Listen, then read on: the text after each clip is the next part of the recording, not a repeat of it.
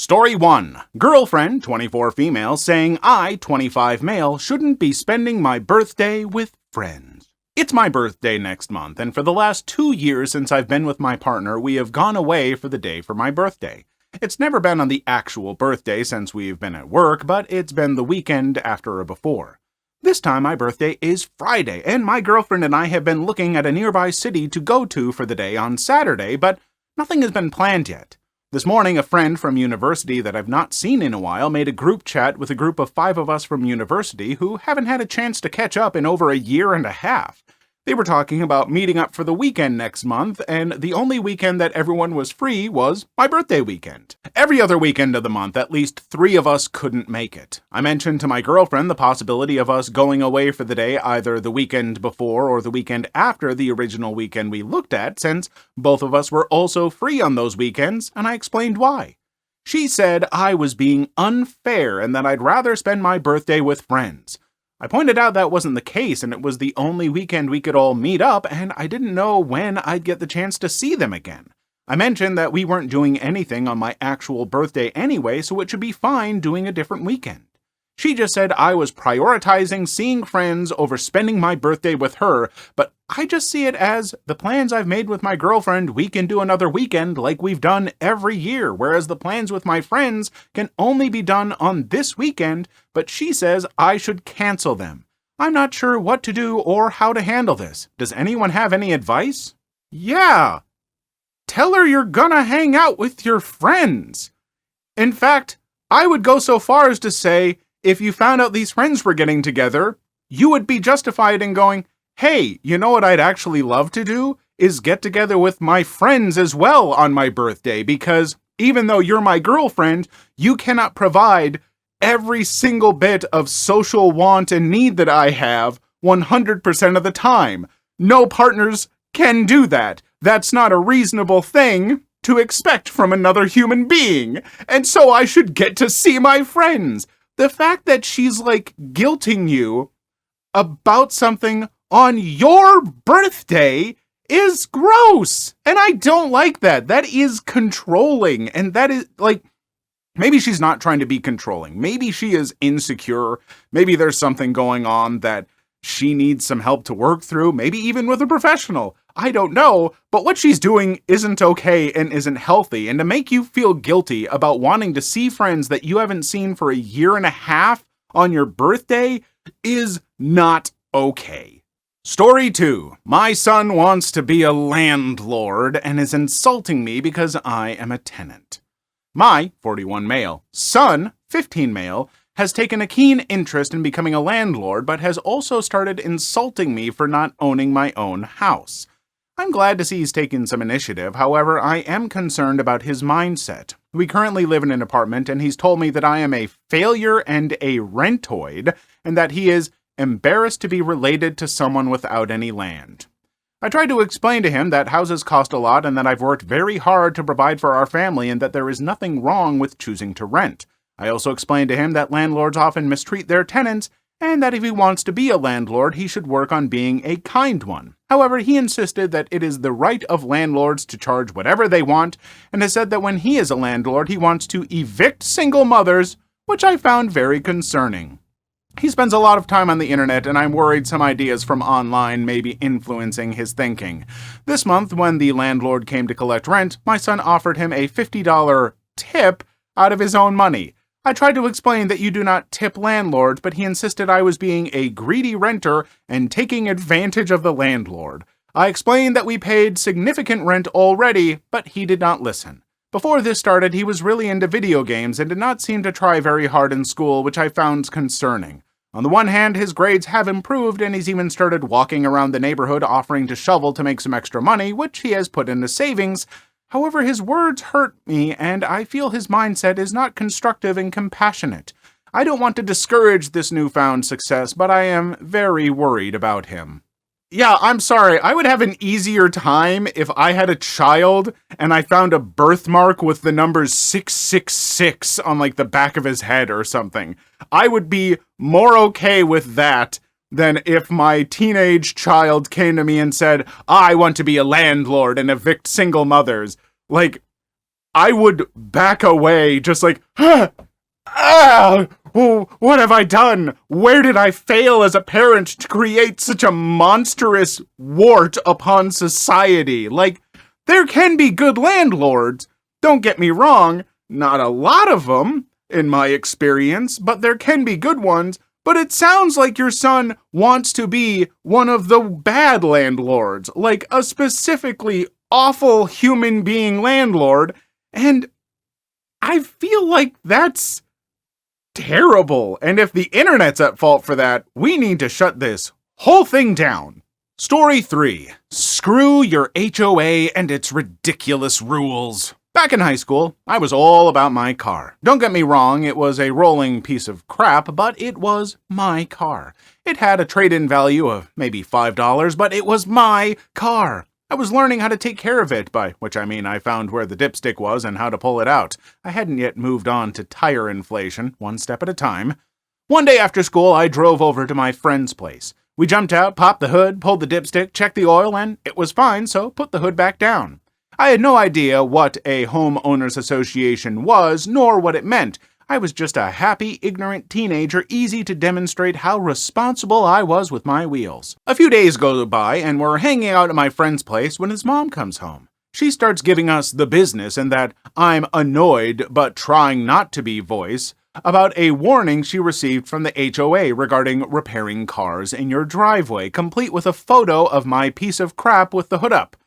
Really, she was being pretty good, though clearly annoyed. We explained that we weren't repairing anything, that I was just checking the oil level and didn't even need any tools.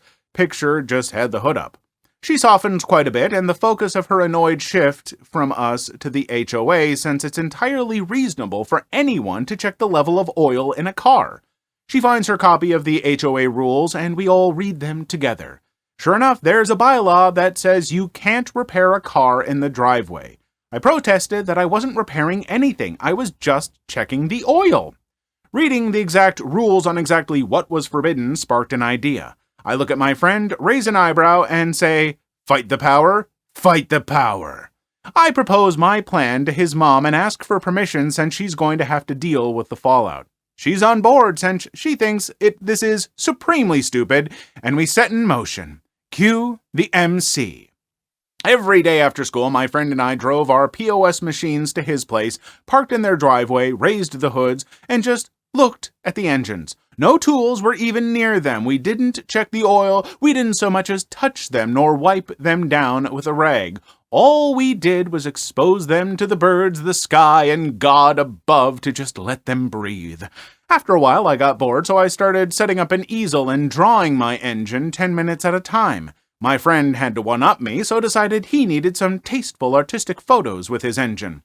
He judged the best photos would be him laying over the engine shirtless, stroking, and fake kissing.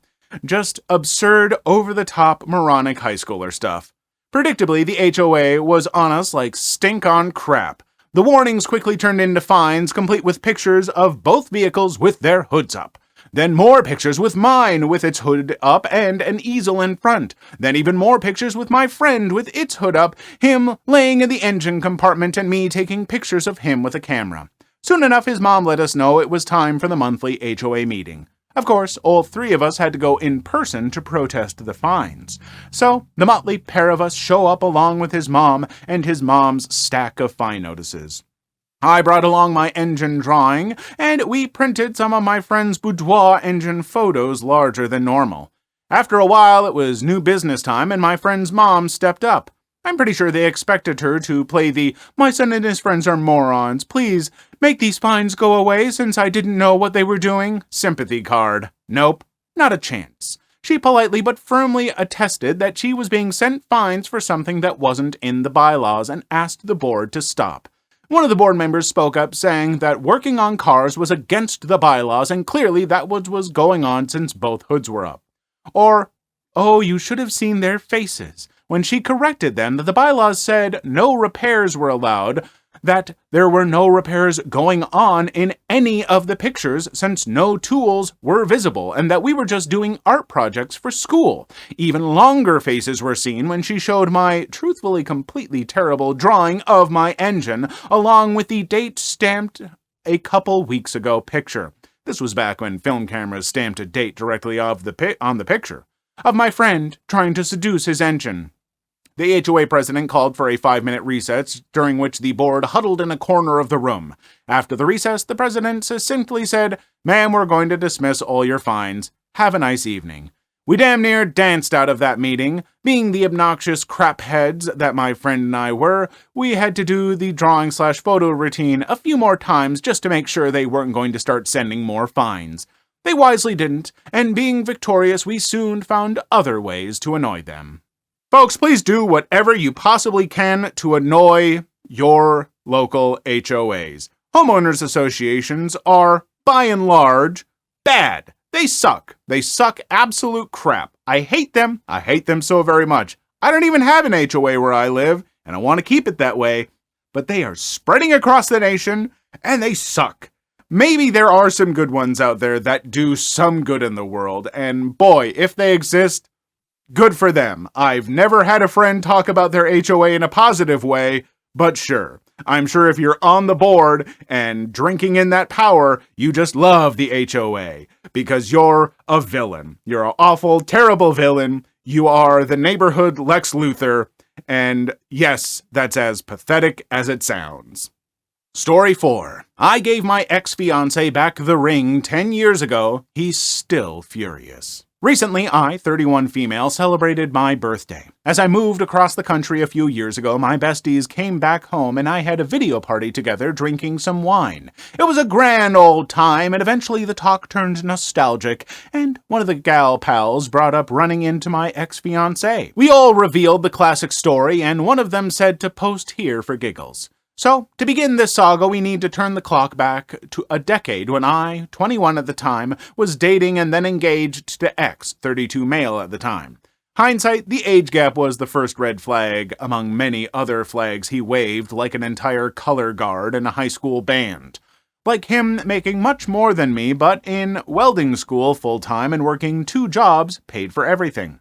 After 6 months of being engaged, I found out he was cheating with an ex of his, so naturally, I called it quits. In a petty move not related to the story, she ended up being my roommate for 3 years. Pretty cool chick who I'm still friends with. A few months pass, and when it's obvious I'm not coming back, X starts a rabid campaign to get his Amazon-bought $190 ring back. Mind you, I'm still school full-time and working, so dropping the cheapo ring off was not at the top of my priorities. Eventually, I got tired of the harassment, so I gave the ring back, and then some. I shared some 2.5-inch thick steel plates welded to a cube, dropped that ring in there, and then welded that puppy shut. If you shook the cube, you could hear a delightful tink-tink-tink rattling inside. I dropped it in the mail and went on my merry way and haven't given it another thought until my birthday this month. According to Gal Pal, X still has the cube and has not been able to get the Amazon ring out. He's still mad as heck and likes to rant about the ordeal to this day. I regret nothing and am filled with joy knowing I've been irritating him for 10 years now. Yeah, I don't know, I'm sorry. If you give someone something, it's theirs, and when you demand it back, then you're gonna get it back in a welded shut metal box, I guess. Like, I'm sure that you could make some arguments that it's like, well, it's a wedding ring, and I gave it in the expectation that we'd be getting married, so it's more like an arrangement. And boy, once you put it like that, sounds kind of gross, doesn't it? So maybe don't think of it that way. Maybe just eat the loss of the $190 ring that you got off of Amazon. Good grief. I mean, I think wedding rings, engagement rings, all that are a scam to begin with, so if you are going to get one, I guess a $190 Amazon ring is fine. I don't know. You know what you need to do for an engagement ring? Just get like a nice titanium band, because that's like, hey, you know what? This ring could survive, fall through the Earth's atmosphere, just like our relationship. Story 5. This isn't a hire wheelchair times 2 entitled moms in one day. I have a 10-year-old son. He is a semi-ambulant wheelchair user. He has a medical condition that makes walking difficult, and the older he gets, the more difficult it is. He can walk short distances, 10 to 12 steps, but then it starts to get painful, so he uses a scoot board, think square skateboard with caster wheels on each corner, to get around the house, and a wheelchair out of the house. He does need his chair even though he can stand and walk, and he is very independent. Nothing is holding him back. He's also very social. He loves talking to a specialist and knows all the nurses by name and their pets' names. He's also well known in our local area. The employees in the shops all know him. He talks to everyone. Before I start this story, I should add that his wheelchair is not a standard hospital gray wheelchair. It is electric blue, has Pokemon wheel covers, and his rain guard / armrest have stickers of animals on them. The armrests flip up so he has access to the wheels, and they look like wings behind his chair. It is very much modified and personalized. It isn't a gray stock standard chair. So today we had our monthly pediatrician appointment. We've been seeing the same ped since birth, so he's like a family friend now. A few days ago, luckily at night, during a storm, a tree branch fell onto the building and took out some windows and caused some damage, and they've been doing some repair work. So his normal office was unusable, and they had converted another space to use. But this meant going up 5 steps. Our ped is a late 30s, early 40s, chilled-out surfer dude with long hair. He came out to the waiting room and told my son about the room change and that he had to tackle some stairs today, or he could have a piggyback ride. Of course, my son chose the piggyback with a giggle. After checking with me that it was okay, he scooped him up and off they went. So I parked his wheelchair out of the way against a wall in the waiting room and followed them in. After his appointment, my son was piggybacked out of the waiting room and our ped popped him on a chair and left to speak with the receptionist. I looked around and his wheelchair was gone. I walked around the corner of the waiting room and there was a child about 8-ish wheeling himself around in it. I know wheelchairs are a fascination to kids, and I really didn't mind that he was having a wheel around in it. I find it helps with education and acceptance of kids with disabilities and how much harder life is sometimes, even if wheelchairs are fun. I walked over to him and asked him if he had fun wheeling himself around. The child said he had, and I told him that it was my son's wheelchair and I needed it back now so I could take my son home. He jumped straight out of the chair, smiled at me, and said thanks, and wheeled it toward my son. All was good until the screech happened. "What are you doing? That is my son's wheelchair. He was riding in that." "Actually, it's my son's," she cut me off. "No, it isn't. My son saw it first." At this point, my son stood up and walked a few steps toward me. He was getting concerned. "This doesn't belong to the practice. I purchased it for my son. It is his." "No, you didn't. He doesn't even need a wheelchair. He can walk," and she turns the wheelchair towards her, but I hold on to the handles firmly. I told my son to go and sit down as I saw that this wasn't going to be quick enough fix for him to keep standing. "Please stop yelling at me. This is my son's wheelchair. I have hundreds of photos of him on it on my phone. See?" I opened the Photos app on my phone and showed her photos of him in the chair and with the flywheel attached. "That's a different chair. This doesn't have that thing on the front of it." She pulled the chair toward her. "That thing is his bicycle hand crank attachment that allows him to go fast on the bike track like the other kids. It attaches here using these attachments." I point to the attachments. "If you look at the chair in this picture, it has the Pokemon wheel cover just like this one. See? This is his chair." I pulled the chair back towards me. "No, it isn't! Why can't you wait your turn? Give it back!" At this point, the payad comes back from speaking with the receptionist and the entitled mom tries to involve him in the discussion. He ignores her and silently takes the wheelchair from me, walks it around entitled mom, scoops up my son, and settles him in his chair. He turns to the entitled mom and says, "That is, my son's name, chair. It belongs to him, not the practice. You can't have it. We don't accept stealing, and the welfare of our existing patients is our focus. Your actions today are contrary to acceptable behavior in this practice. We've decided to not accept your family to the practice. Please leave." Entitled mom screamed, shouted at me about how I had cost her an appointment with my lies and how it wasn't fair. Our payad just put both arms out to his side, think big stretching arms forming a T-shape with his body, and stood between her and us and repeated for her to leave. There will be no further discussion, and she wouldn't be seen today or any other day. She huffed, grabbed her very embarrassed-looking child hand, and left. Our payad was very apologetic, but honestly, he couldn't have done a better job in dealing with the entitled mom. He reached over the counter, grabbed a lollipop, and gave it to my son, and told me there would be no out-of-pocket payment for us today, and to just make an appointment for next month. He is an awesome human. As the title says, we encountered not one, but 2 entitled moms today.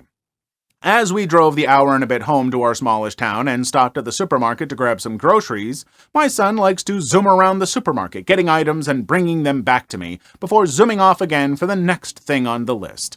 He knows all the staff, and they all talk to him, direct him to where he needs to find his item, and they talk about their pets with him because he's a huge animal lover. It's a social outing for him. So I usually start at the front of the store and make my way through the aisles while my zoomer goes and gets random stuff. We were doing our usual thing, and he didn't come back. I didn't think much of it because the staff will often steal him away to the bakery for broken biscuits or an extra donut they can't fit into a package. As I rounded the corner of the next aisle, I saw my son at the other end of the aisle, standing while holding onto a shelf, and another child sitting in his wheelchair. From the way he is standing, I can tell my son is in pain, and he's talking to the child, and entitled mom is talking to my son as well. I can see she's getting animated, but from the other end of the aisle, I can't hear what they're saying. I hurried up the aisle and took hold of my son from the shelf. He is crying, and he tells me that the kid won't get out of his chair, and entitled mom won't make him move. Me to the child, "Honey, can you hop out of my son's chair? He's in a lot of pain and needs to get back into it." My son started to shake, and I know he's in quite a bit of pain and his legs will soon give out from under him, so I lowered him to the floor. "No, he won't. He's having a turn. Your bratty kid wouldn't even let him go up and down the aisle more than once before asking for it back. My son has a sore ankle, and I'm going to tell the manager we need it more than you." "What? This isn't a hired chair. It is my son's chair." "Don't be ridiculous. I see that chair all the time being used by kids." "You may see the chair in here a lot because my son and I come here a lot for our groceries, but it is his chair." "No, it isn't. It's in the store every time I come in, and different kids are using it." "You're mistaken. It's my son's chair. I have photos of him in it. He needs it back." I open my phone and try to find a picture of my son without the flywheel attachment to avoid the same discussion as in the morning. "Nope, we're taking it," and she goes wheeling her son away. My son lets out a full-out wail that is a combination of pain and distress that his wheels are leaving. I run the few steps after her and grab at the chair and firmly say, "No, you aren't taking my son's chair." The wail and my shouting had employees popping up from aisles, and the manager comes quickly from the service desk area. Entitled mom tries to preempt the discussion and yells at the manager. My son has had the chair long enough, and her son has a sore ankle, so he needs it more, and they should buy more hired chairs so that they are more available to shoppers. I was standing back a little from them because once the manager arrived, I knew he would deal with it, and I needed to check on my son down the aisle on the floor crying. I was trying to calm him from a distance by letting him know I wasn't far away while not letting a $4,500 wheelchair out of my sight. The manager looks at me, looks at her, looks back at me with this "what the F" on his face, and asks where my son is. I point and tell him down the aisle on the floor. With a look of horror, he asks if they had tipped him out of his chair. I said, "I don't know what exactly happened. He was standing holding a shelf when I found him." He turns around and almost roars at this woman to get her son out of a disabled person's wheelchair so we can get him off the floor. It doesn't belong to the store. They don't hire wheelchairs here. The poor child was trying to get out of the chair, and entitled mom keeps pushing him back down into the chair, telling him that he needs it. The child is nearly in tears and getting very upset. Meanwhile, 2 staff members have found my son and are now sitting on the floor with him, holding his hand and drying his tears. The manager is losing his mind while trying to be professional, but I can see he's in disbelief at this woman's stupidity. Then the troops arrive. In the background, I see an employee with 2 police officers in tow. It looked like they were on a break and were grabbing things to eat. The entitled mom turned and was all relieved that the police were there to sort out this manager and started on with her wailing story. The policewoman shushed the entitled mom and spoke with the manager, who explained that my son and I were regular customers. He knew us and that this was my son's wheelchair, but entitled mom insisted it was a hired chair. My son was currently sitting on the floor in the next aisle, and entitled mom wouldn't let her son get out of the chair and insisted he use it. The male officer walked forward and looked down the aisle at my son and nodded at his partner. The female officer very firmly told the entitled mom to get her child out of my son's chair immediately, or she would arrest her for theft. Her child tried again to get out of the chair, and she pushed him back in again. The officer pulled the wheelchair back and asked the child to hop out, and he immediately did. The entitled mom wailed. The officer then turned the wheelchair around to the male officer, who walked down the aisle with it. I don't know exactly what happened next, as I was getting my son back into his chair and calming him down. The assistant manager took us back to the manager's office, so we had a quiet space. She got my son some water so he could have pain medication, and in about 20 minutes, he was fine. He told us that he had stood up and walked 2 steps forward to get something off a higher shelf, and the other child had jumped into his wheelchair and asked if he could ride it up the aisle and back. My son said sure, thinking that this kid would just go up and back and he could get back in, but entitled mom wouldn't let that happen. He started to cry again, and I told him that was very kind to the little boy and to not let the entitled mom ruin his day. After a while, the manager came into the office and said that the woman had been banned from the store. The officers had escorted her out after he had issues with her with the ban paperwork. He said that she had been causing trouble in the store for a while with her Karen-ness, and they were glad to see the back of her. He apologized profusely for what had happened. When we left his office, we found that our shopping was all bagged up and ready for us to go. They had taken my shopping list from the trolley, finished my shopping, checked it out at no charge, and bagged it all up ready for us. When we got home, there were a few extra treats in the bag for my son. The icing on the cake is that our town only has one supermarket. The entitled mom now has to drive 45 minutes to the next town to shop. I hope this teaches her a lesson, though I suspect probably not. First off, so many props to both that doctor and the people at that grocery store. And this is also, folks, why it's very nice to get to know the people where you shop and in your town and all that stuff, because then they know you and they can help you and be on your side. And also, oh my God, these entitled moms. I hate them so much. The one at the doctor's office, like, how do you keep insisting all that stuff? Like, your child even got out like, okay, cool, thanks. And then you're like, I'm going to make a big deal about this because I'm a terrible human being. And I'm going to teach my child how to be a terrible human being too. I'm full of hate. And the woman at the grocery store, you know, the restraint for the person who posted this, because if that were me, I would have been like to the police, by the way, I would like to press charges. Because you could have, because that woman was trying to like steal that cart, putting your son in pain. Oh my gosh. And good on that grocery store clerk for banning her. And I hope she does learn a lesson because, oh my God, I feel terrible for that child being raised by such an absolute monster. And I want her to be better so her child doesn't continue on in the cycle. Ugh. Please leave your story in the comments. I would love to make a video on them in the future. Also, don't forget to like and subscribe.